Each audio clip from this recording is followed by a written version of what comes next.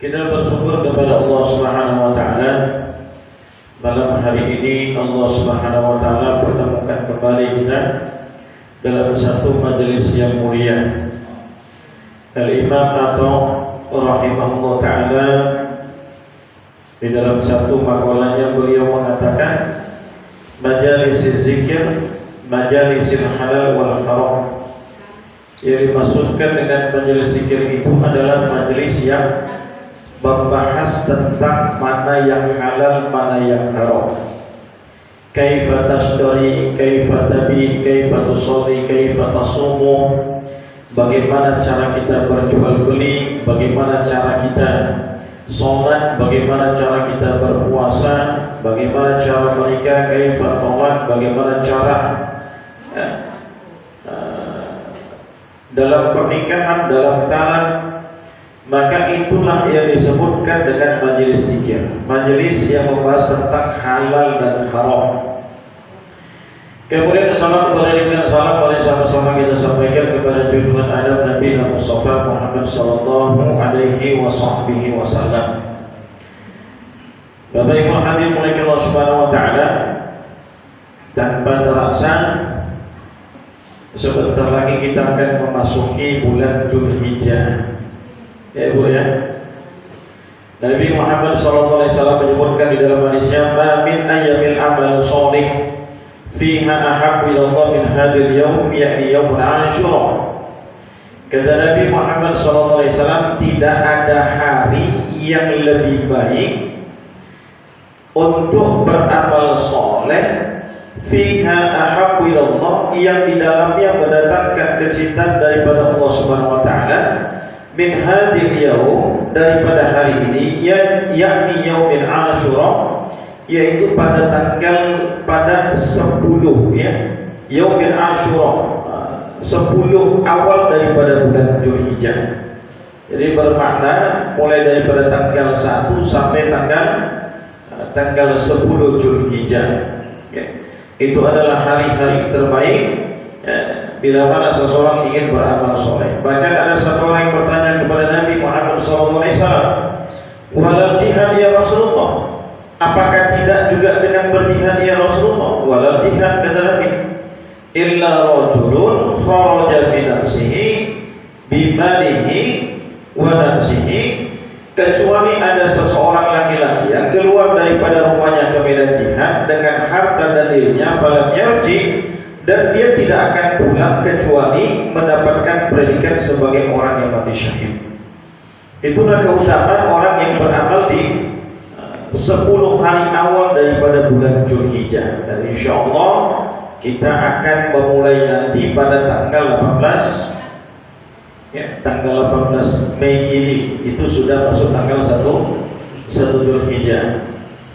Maka bagi orang yang untuk berkurban, Nabi Muhammad SAW mengatakan, "Idza ra'aitum ilal Dzulhijjah wa ahadukum ayyudahi falyumsik syari'i wa asfarihi."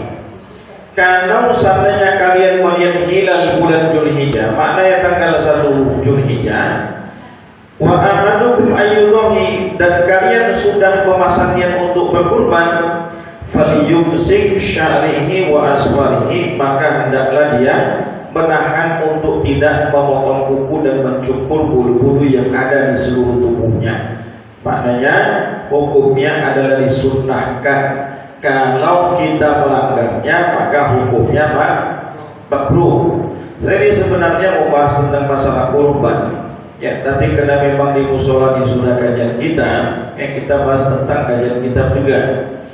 Beberapa masjid di bulan kurban ini ya, semisal saya kemarin ngisi di Masjid Tajul Madras, Jalan Teguci di Tiro Malam, itu saya minta untuk pembahasan tentang fikih kurban.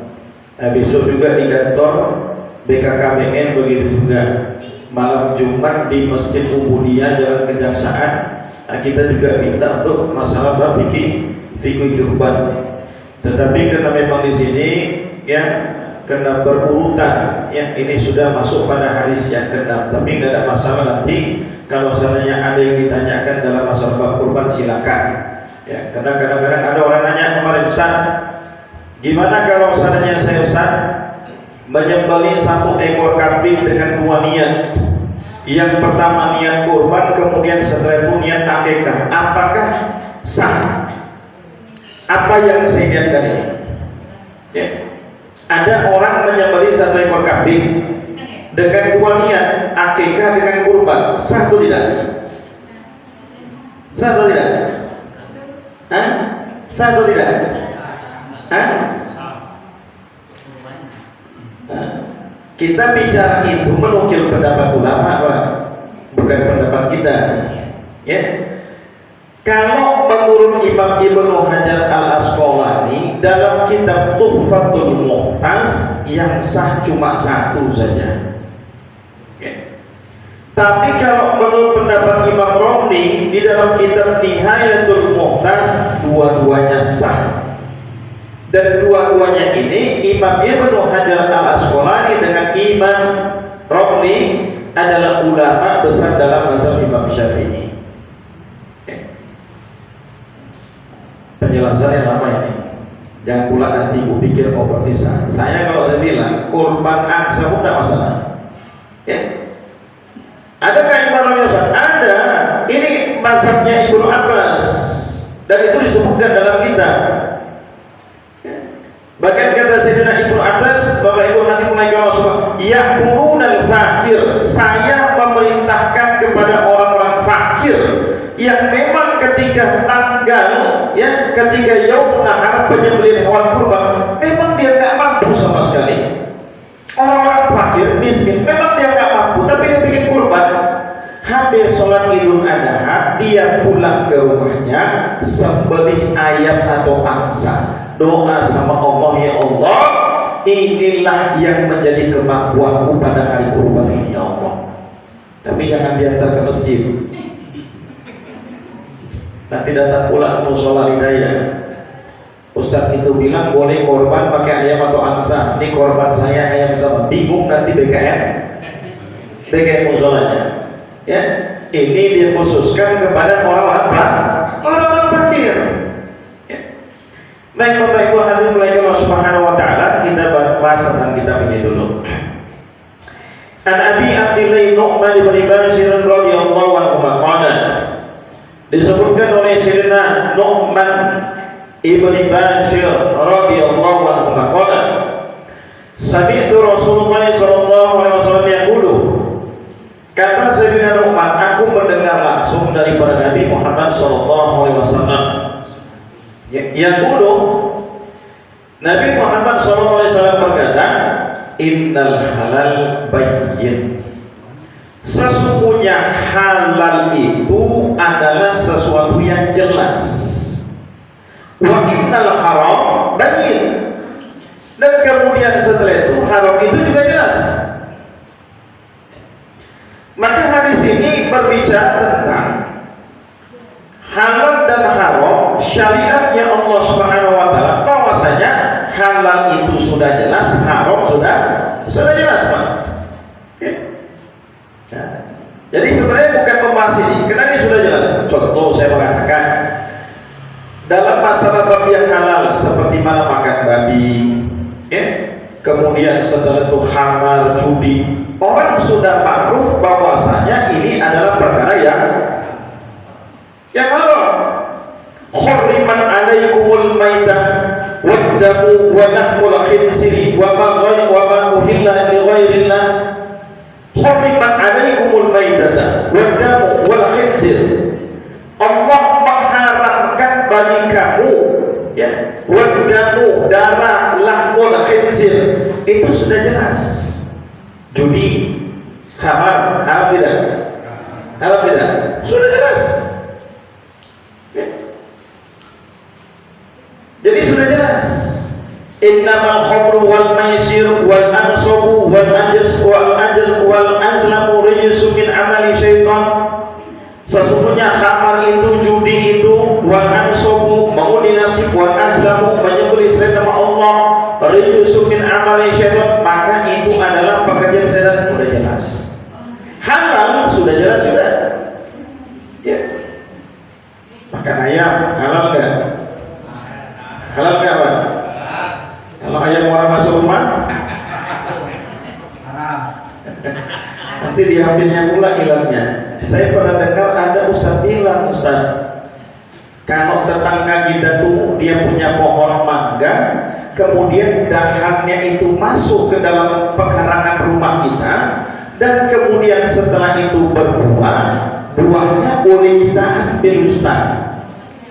Iya, tapi jangan pula dihilangkan tetangga, ayam tetangga masuk ke rumah diambil juga. Karena yang dikatakan halal itu, yang pertama sabihi, bedahnya, ma'aridihi, bagaimana cara mendapatkannya. Ada satu benda yang dihukumi halal kita makan, seperti mana saya katakan ya, ayam itu halal, tapi kalau ayam orang lain, ma'aridihi, cara mendapatkannya tidak benar. Maka halal dengan haram ini sudah jelas dalam hukum agama. Nah, Bapak Ibu hadirin Allah Subhanahu wa taala, sebenarnya pembahasan ini ketika Nabi Muhammad SAW mengatakan innal halal bayyin wa innal haram bayyin wa bainahuma mutasyabihan, dan di antara keduanya ini wa bainahuma, di antara keduanya ini ada perkara yang samar-samar, mutasyabihan, samar-samar. La ya'lamuna katsirun minan nas, dan ini yang banyak tidak diketahui oleh manusia, atau yang selama ini kita sebutkan harta yang syubhat. Saya kita sebutkan bahkan harta yang syubhat. Ada disebutkan mutasyabihat, layak ya'lamuna katsirun minan nas, dan manusia banyak yang tidak mengetahuinya. Apakah dia masuk kepada yang halal atau dia masuk kepada yang haram? Saya memberikan contoh begini. Ada seseorang, ya, atau saya sebut aja namanya gitu. Bapak kenal dengan Hotman Paris? Kenal ya? Kenal lah. Mana pula ada yang nggak kenal ya? Kalau Opung Luhut kenal nggak? Ya. Ada orang misalnya dia punya usaha. Yang pertama, kita tahu memang dulu dia memang berusaha, istilahnya kalau misalnya ada kebun sawitnya, ada ladang jeruknya. Tapi kita juga tidak menutup kemungkinan, tidak menutup mata juga, si fulan ini ada usaha yang bergerak dalam judi online, kemudian jual narkoba, atau mungkin dia buka toko yang menjual minuman keras. Nah, Bapak Ibu hadirin Allah, saya memberikan satu pemisalan. Kalau misalnya seandainya tiba-tiba orang ini datang menjumpai saya, Ustaz, saya mau kasih ini hadiah sama Ustaz, ini saya kasih uang sama Ustaz, atau dia berikan satu benda sama saya berikan HP ini sama Ustaz. HP-nya apa? HP-nya iPhone yang terbaru Ustaz, mahal tuh, 20 juta lebih bahkan. Pertanyaannya sekarang saya tanya, boleh nggak saya menerimanya? Boleh nggak saya menerimanya? Jatuhnya di mana sekarang ya? Bu, saya tidak bicara tentang hadiahnya. Yang saya bicarakan di sini, secara umum, ma'ruf kita tahu pekerjaannya. Selain daripada dia punya kebun sawit, tapi tidak menutup juga, tidak menutup mata, kita tahu pekerjaannya ada yang berhubungan dengan perkara yang haram. Dia punya kebun sawit, tapi ada usahanya yang berhubungan dengan perkara haram, seperti mana judi, atau dia menjual narkoba, menjual khamar dan segala macam. Makanya pertanyaan, ketika dia memberikan hadiah kepada saya, Ustaz, saya berikan ini hadiah sama Ustaz, boleh tidak saya menerimanya? Dan kemudian saya tanya, harta ini harta apa ini? Ya. Inilah yang dikatakan Bapak Ibu hadirin Allah Subhanahu wa taala, wa bainahuma mutasyabihat la ya'lamuna katsirun minan nas.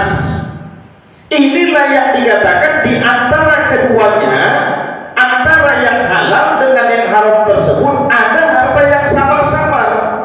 Samar-samar di sini maksudnya apa? Kita tidak bisa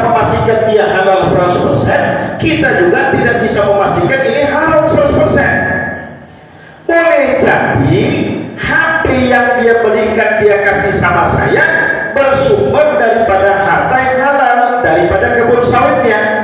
Tapi tidak menutup kemungkinan juga HP itu dibeli daripada uang hasil jual narkoba. Mau awak tanya marah pula, apa itu nanti? Kan nggak mungkin dong tanya, Pak, maaf ya Pak, ini HP-nya belinya dari uang sawit atau uang narkoba? Hah? Coba kira-kira. Ya. Nah, gimana kalau sudah kita terima? Kalau kita terima, Bapak Ibu hadirin Allah subhanahu, boleh-boleh saja. Ya. Kenapa? Ya, memang dia samar-samar. Boleh jadi daripada sumber yang halal, boleh jadi daripada sumber yang haram. Tetapi Bapak Ibu hadirin Allah subhanahu wa ta'ala, ada satu ungkapan di dalam kitab Wasiatul Mustafa lil Imam Ali ibn Abi Thalib. Kitab ini kitab yang ditulis oleh Imam Asy-Sya'rani rahimahullah ta'ala. Judulnya saja Wasiatul Mustafa lil Imam Ali bin Abi Thalib, yang artinya Wasiatul Mustafa, wasiat Al-Mustafa. Al-Mustafa siapa? Siapa? Al-Mustafa. Al-Mustafa Nabi Muhammad Sayyidul Mustafa. Wasiatul Mustafa lil Imam Ali, ada wasiat daripada Nabi Muhammad SAW kepada Imam Ali bin Abi Thalib radhiyallahu anhu wa arda. Apa kata beliau? Kata Nabi Muhammad SAW kepada Imam Ali bin Abi Thalib, Bapak Ibu hadirin Allah subhanahu wa ta'ala, ya Ali, man akal halal sawfa dinuhu wa raqa qalbuhu wa lam yakun li da'wati hijabun. Wahai Ali, orang yang membiasakan makan daripada sumber yang halal, sawfa dinuhu wa raqa qalbuhu, agamanya akan menjadi lurus. Wa raqa qalbuhu, hatinya menjadi lembut. Kemudian setelah itu Bapak Ibu hadirin Allah subhanahu wa ta'ala, kata Nabi Muhammad SAW kepada Sayyidina Ali, wa lam yakun li da'wati hijab, dan doanya pasti akan dikabulkan Allah. Kan ada cerita tentang musafir itu kan, yang Nabi sebutkan kan, ada seorang musafir, kemudian setelah berada di Makkah di depan Ka'bah, dia berdoa. Yang pertama, tempat itu tempat kuburan dalam berdoa, betul tidak? Di depan Ka'bah. Yang kedua, keadaan musafir itu doanya dikabulkan Allah Subhanahu wa taala. Dia berdoa dengan menangis. Tapi Nabi Muhammad SAW mengatakan kepada para sahabat, "Kaifa mustajaba da'watuhu?" Bagaimana doanya dikabulkan Allah Subhanahu wa taala? Wa talbasu min haram, pakaian yang dipakainya bersumber daripada harta yang haram. Wa mat'amu min haram, makanan yang dimakannya bersumber daripada harta yang haram, dan dagingnya tumbuh daripada benda-benda yang haram. Gimana doanya mendengar Allah Subhanahu wa taala? Capek berdoa. Makanya aku sekarang ini kadang-kadang Masya Allah, ya, kemarin saya dikirim itu ada jenderal katanya sekarang ini, ya Masya Allah, dibangga-banggakan jenderal ini bangun masjid di mana-mana, yang jadi KSP sekarang. Ya. Bapak Ibu hadirin Allah subhanahu, itu kan banyak begitu pejabat. Dia korupsi, ngambil uang, ya, uang rakyat. Kemudian setelah itu dia berangkat menunaikan ibadah haji, betul? Dia berangkatkannya pula ustaz-ustaz yang condong sama dia, ustaz-ustaz haji yang gila sama dia. Ustaz, kalau ustaz itu berangkatnya menunaikan ibadah haji. Pertanyaan yang aku tanya, hajinya mabrur tidak?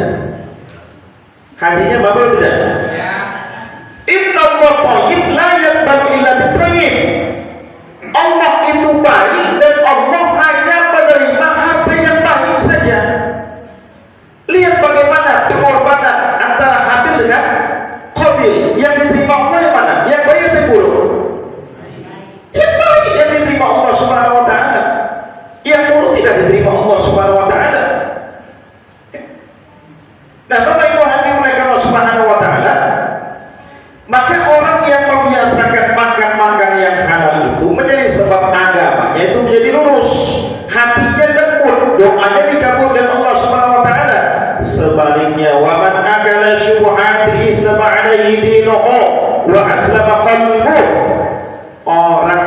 terbiasa makan daripada harta yang syubhat, wa aslama qalbuh, hatinya menjadi gelap.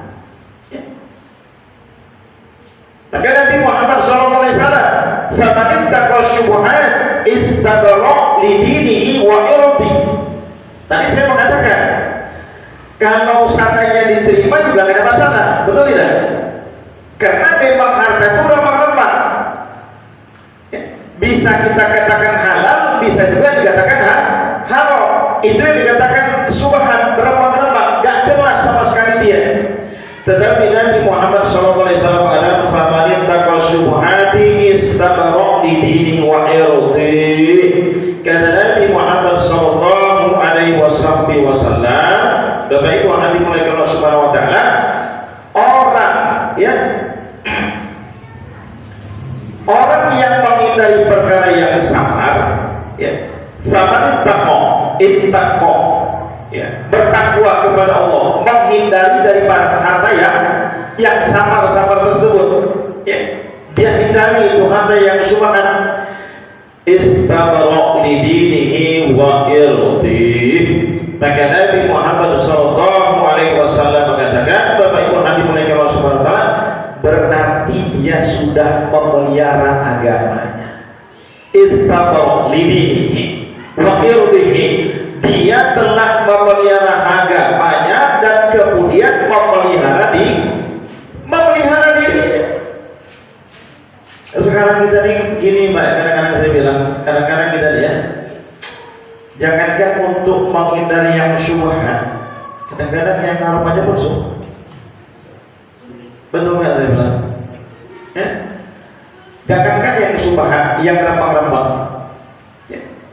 Misalnya Bapak Ibu hadirin Allah Subhanahu Wa Taala, datanglah ke musola kalian ini pihak bank dari bank konvensional.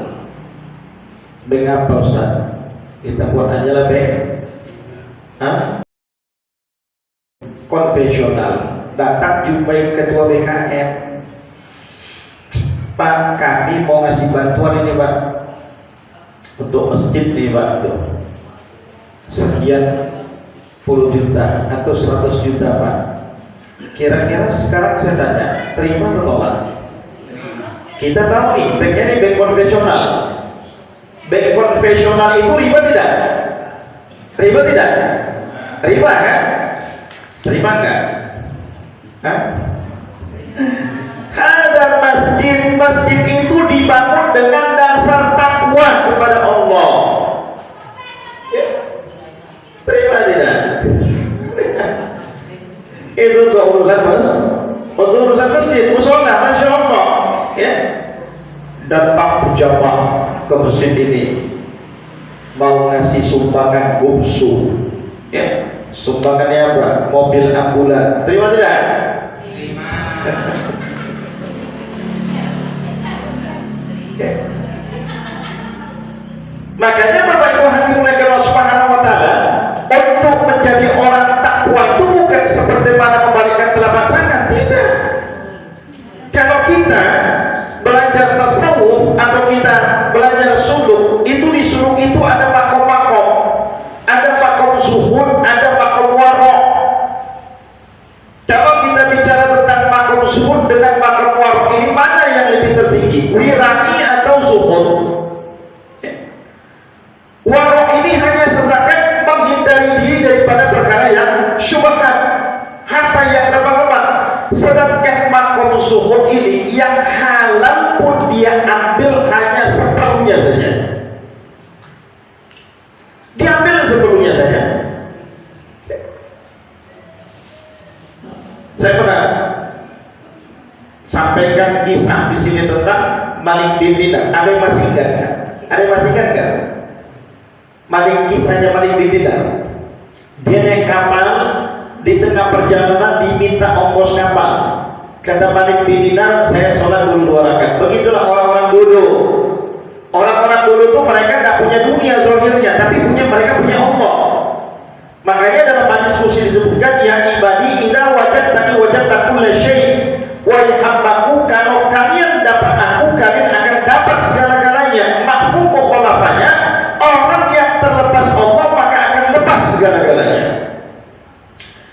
Malik bin Dinar sholat. Selama sholat 2 rakaat diangkat tangan doa. Belum selesai lagi turun tangannya daripada berdoa, Allah hantarkan ribuan ikan yang membawa kepingan-kepingan dinar di mulutnya. Diambil dengan Sayyidina Malik beberapa keping saja untuk bayar ongkos kapal, yang lainnya dia biarkan pulang semua, dia biarkan pergi semua. Kalau kita kira-kira gimana? Kira-kira gimana? Hah? Ikannya pun diambil. Ya, jangankan dinarnya, sah ikannya dibawa semua. Ya. Jadi orang-orang di kalangan aslafuna salihin dalam urusan dunia ini, walaupun halal, mereka mengambil hanya seperlunya saja, Pak. Semakin banyak kita mengambil di dunia, semakin berkurang jatah kita di akhirat nanti. La tasulu qadamu bani Adam min 'indi rabbi hatta yus'ala an khamsin. Tidak akan bergerak kaki anak cucu Adam pada hari kiamat nanti sebelum dia disoal akan 5 perkara. Salah satunya ditanya an malihi min aina kasaba wa fima anfaqahu. Mengenai hartamu, dari mana kau dapatkan, kemana kau belanjakan. Ya. Sayyidina Ali bin Abi Thalib ketika dalam satu peperangan, selesai perang, Nabi panggil beberapa orang sahabat, ditanya, harta gua 5 apa yang kamu ambil? Beberapa orang sahabat berdiri, maka mereka menyampaikan laporan, ya Rasulullah, aku ambil ini, ambil ini, berdiri setengah jam. Kemudian dipanggil lagi, kamu ambil apa tadi? Aku ambil ini, sampaikan semua 1 jam berdiri. Begitu tiba Sayyidina Ali ditanya sama Rasulullah, Ali kau ambil apa tadi? Gak ada ya Rasulullah, udah selesai. Ya. Semakin banyak diambil, semakin banyak nanti persoalan dia dapat Allah Subhanahu wa taala, satu persatu ditanya sama Allah. Maka di kalangan aslafuna salihin, orang-orang terdahulu halal tapi mereka ambil seperlunya. Kita jangan kali halal, yang haram saja pun berekor. Begitulah kita nanti, Pak. Ya. Dan Bapak Ibu hadirin Allah Subhanahu wa taala, faman ittaqa syubhati istabara li dinihi wa ardihi wa man waqa'a fi syubhati waqa'a fil harami karra'i. Kemudian Nabi Muhammad SAW mengatakan, sedangkan orang yang jatuh dalam perkara yang samar-samar, yang syubhat tadi, jatuh dalam perkara tersebut, fil harami karra'i, maka Bapak Ibu hadirin mulai Allah Subhanahu wa taala, berarti jatuhlah dia dalam perkara yang haram. Ya. Jatuh dalam perkara yang syubhat, remah-remah, maka berpotensi jatuh kepada perkara yang haram. Makanya Imam Ghazali mengatakan, ulama yang menjadi barometer itu para ulama. Ulama kalau sudah senang dengan yang makruh, maka umat senang dengan yang haram. Ulama kalau sudah senang kepada yang haram, maka umat akan menjadi murtad. Ya ulamanya sudah senang bermain dengan yang haram, gimana umat gak murtad? Ya. Makanya kalau kita melihat hal zaman ini, mencari ulama yang warok itu memang Masya Allah sulit betul kalau kita lihatnya. Ya. Dan Bapak Ibu hadirin mulai Allah Subhanahu wa taala. Kemudian setelah itu, yar'a hablal iman yusiku an yarta'a fihi. Nabi Muhammad SAW mengatakan, seperti pengembala yang mengembala dekat daerah terlarang, tentu sangat riskan. Pengembala kambing itu kan ada seperti mana kesepakatan tempat untuk dia menggembala kambingnya. Ketika dia sudah masuk kepada area yang terlarang, memang masih dihukumi boleh, tapi berpotensi akan terjerumus kepada perkara yang haram. Maka orang kalau seandainya bermain dalam perkara yang syubhat, yang remah-remah, sangat berpotensi terjerumus kepada perkara yang diharamkan Allah Subhanahu wa taala. Maka Nabi Muhammad SAW mengatakan, Bapak Ibu hadirin Allah Subhanahu wa taala,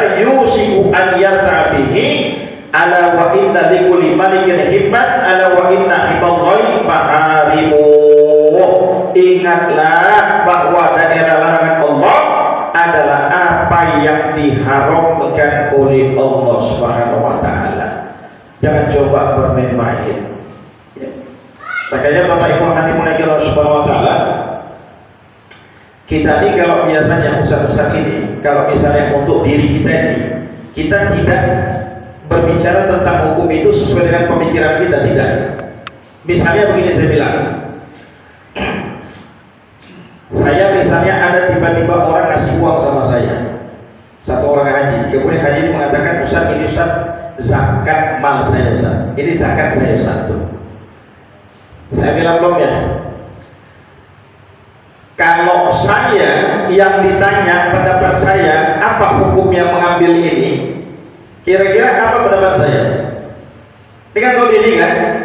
Kan itu kan? Saya akan cari dalil yang membenarkan untuk saya bisa mendapatkan harta ini. Makanya Bapak Ibu hadirin mulai kalau semua tanya kepada ustaz-ustaz yang lain atau yang disebut senior. Misalnya saya telepon Ustaz Tohir di Tonga kawan atau Ustaz Arwayudi, Ustaz saya ini ada kawan saya haji Ustaz tuh. Kemudian setelah itu dia kasih duit sama saya Ustaz tuh. Ini amplopnya Ustaz tuh. Dan kemudian Pak Haji itu bilang ini zakat saya Ustaz tuh. Kira-kira gimana Ustaz tuh? Kemudian kalau saya bilang, tak boleh tuh ambil itu. Kau kan punya pekerjaan, punya kau tuh. Ya. Ini kena amplopnya tipis. Kalau amplopnya tebal, kena amplopnya tipis. Kalau amplopnya tebal, belakangan itu gitu. Ya. Jadi Bapak Ibu hadirin Allah Subhanahu wa taala, orang yang menjaga dirinya, faman ittaqa syubhati istabara li dinihi wa irdihi. Orang yang menjaga dirinya untuk tidak terjerumus dalam yang syubhat, yang remang-remang, maka istabara li dinihi wa irdihi, dia sudah menyelamatkan agamanya dan dirinya. Ya. Wa man waqa'a fi syubhati waqa'a fil haram karra'i. Sedangkan orang yang bermain-main di dalam ranah perkara-perkara yang syubhat, maka berpotensilah dia terjerumus dalam perkara yang diharapkan Allah Subhanahu wa taala. Sebagaimana Nabi Muhammad sallallahu alaihi wasallam membuat satu perbandingan, Bapak Ibu hadirin Allah Subhanahu wa taala, kata Nabi Muhammad sallallahu alaihi wasallam, wa man waqa'a fi syubhati waqa'a fil haram karra'i yarna haula al-hima yusiku an yartafihi ala wa inna likulli malikin himmat ala wa inna himallahi maharimuhu. Seperti mana seorang pengembala kambing, kalau dia sudah masuk kepada daerah yang terlarang, sudah mulai masuk pada daerah yang terlarang, maka berpotensilah dia terjerumus dalam perkara yang dilarang, diharamkan Allah Subhanahu wa taala. Ala wa inna fil jasadi mudghah idza salat jasadu kullu wa idza fasada jasadu kullu ala wahyal qalbi. Nabi Muhammad SAW mengatakan, ketahuilah bahwasanya di dalam tubuh manusia itu, wa inna fil jasadi mudghah, ya, idza saluha jasadu kullu wa idza fasada jasadu kullu ala wahyal qalbu. Kalau seandainya dia benar, daging tersebut mudghah itu, daging itu benar, maka benarlah seluruh tubuhnya. Kalau rusak, maka rusaklah seluruh tubuhnya. Wahyal qalbi, itulah hati manusia. Dan kalau hati manusia ini, ya, tubuh kita ini sudah terbiasa untuk mengadopsi masuknya benda-benda yang haram, yang syubhat, maka itulah yang akan menjadi sebab mengotori hati manusia. Bapak Ibu hadirin Allah Subhanahu wa taala, sudah jam 7:30, ya. Jam 7.40 kita isya. Saya buka sesi untuk tanya jawab diskusi sesuai dengan tema atau di luar daripada tema. Fa'alaihi falyatafaddal masykur wal ma'jur. Saya serahkan kepada pembawa acara